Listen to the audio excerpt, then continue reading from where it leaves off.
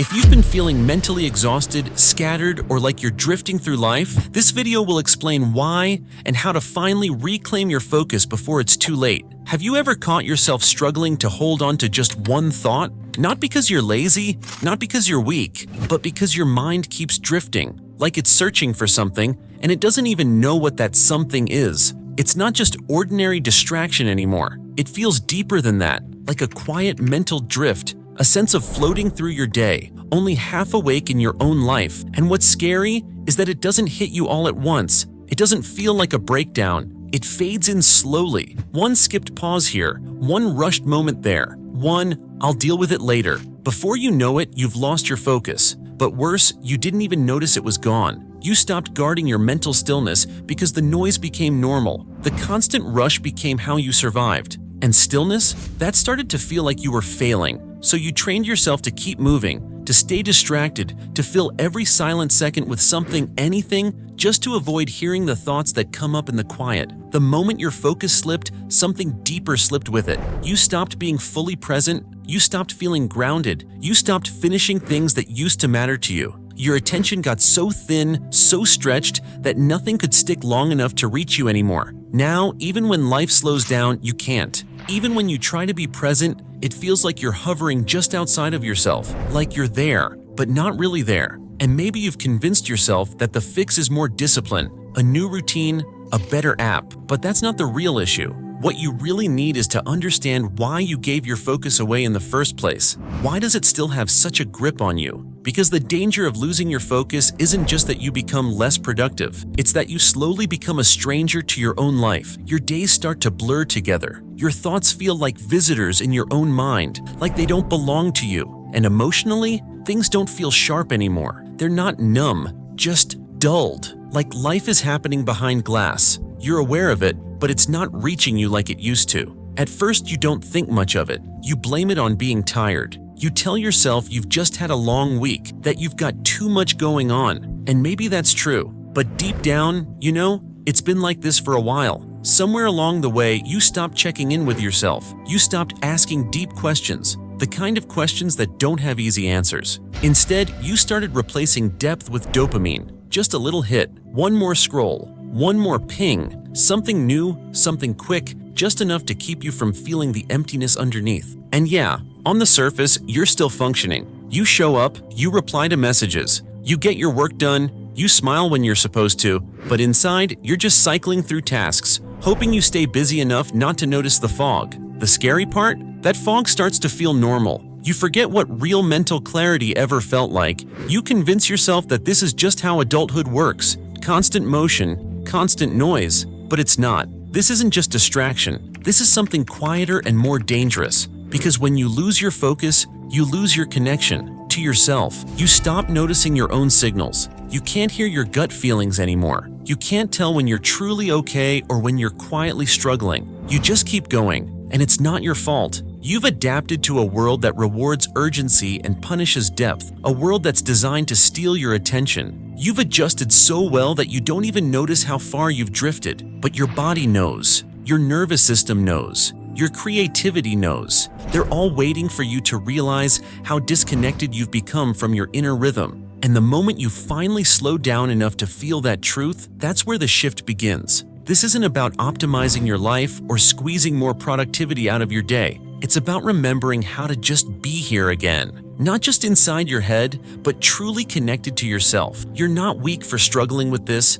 You're just human. And your brain has been overstimulated, overwhelmed, and under-listened to. Reclaiming your focus doesn't feel empowering at first. It feels like withdrawal. Because when you're used to your mind being pulled in every direction, stillness feels weird. It feels boring, like you're doing something wrong by not doing anything at all. That's why people stay stuck in distraction, because when it finally gets quiet, you hear how loud your thoughts actually are. But that's where healing begins. Not with a strict routine, not with deleting all your apps, not with a perfect morning checklist. It begins when you sit with yourself long enough to hear what your mind has been trying to say all along. It starts when you wake up, and instead of reaching for your phone, you just sit. Maybe 30 seconds, maybe a minute. Even if it feels pointless, your brain will itch. It'll beg for something to do. A to-do list, a scroll, a dopamine hit disguised as urgency. But if you can sit through that moment, even just once, you're already changing. You're telling your body, hey, I'm still here. I can listen again. That's how your brain starts to rewire. Not in big leaps,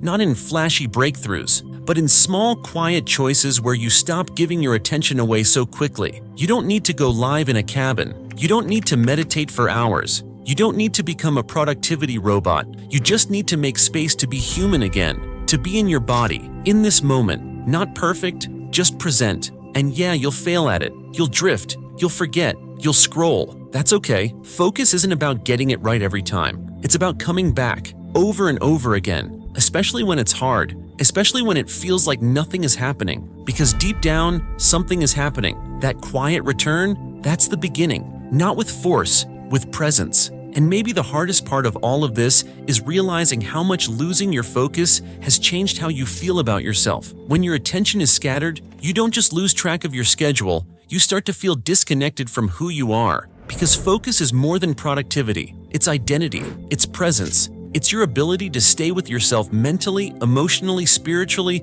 without always needing an escape. When you can't focus, you can't connect. Not with others. Not with your passions. Not even with yourself. Everything starts feeling shallow, like you're living your life in half sentences. And maybe that's the real cost. Not missing deadlines, but missing your own presence, your own truth, because you've learned how to keep up, but you haven't learned how to slow down and just be true. You still laugh, you still love, you still function, but something's missing, something you can't quite name. And when you finally try to check in with yourself, it hits you. It's been a long time since you really did. You've built your days around avoiding stillness. And yeah, that helped you survive, but it didn't help you connect. It didn't bring you joy. And if you're being honest, you miss that. Not some big transformation, not some life overhaul, just the feeling of being with yourself again, clear, focused, rooted in one thing at a time. That's what focus gives you. Not just a sharper mind, but a center, a home inside yourself. And without that,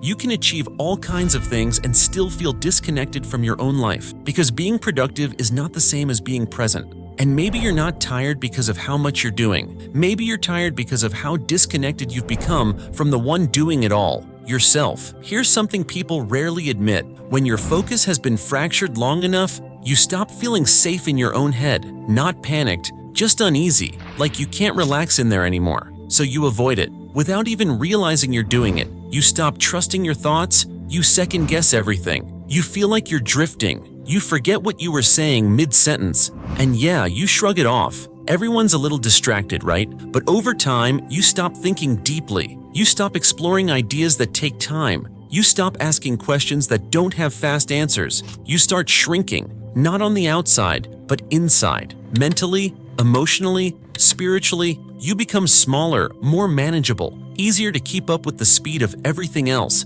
And that works, for a while, but it doesn't make you whole. Because the real you, the one who feels deeply, thinks clearly, and moves with intention, can't live on borrowed attention. It needs silence, it needs space, it needs you. So if you've been feeling foggy, indecisive, scattered, or exhausted, maybe it's not anxiety. Maybe it's not a flaw. Maybe it's just your mind saying, please come back. Focus isn't just about taking back your time. It's about taking back yourself, feeling safe inside your own mind again, not rushing to fill every silence, not needing to escape every still moment. It doesn't return all at once. It returns in space, in patience, in the quiet. And yes, it's hard, but it's also exactly where things begin to change. There's something strange that happens when your attention is constantly scattered. You stop recognizing the person you were becoming, not because you gave up, not because you're unmotivated, but because you're no longer connected to the deeper part of you that was guiding you. You're still busy, still moving, but there's no center. And when there's no center,